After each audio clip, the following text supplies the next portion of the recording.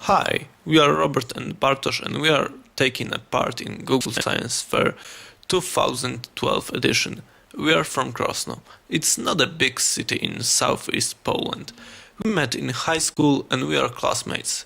What linked us are almost the same passions. As majority of men, we like motorization, and we actively spend our time. We enjoy science, but what we love is doing science. What is more, we both enjoy electronics engineering, and we would like to be engineers in future. Some invisible problems sometimes appear, but for now, we know how to deal with them. That is why we came up with the idea to measure invisible gamma activity in our houses, and check whether the materials of the building influence it. Chernobyl and Fukushima showed us how dangerous it can be. The project was a success. We examined almost 20 houses and set results into tables and charts. We noticed some interesting trends.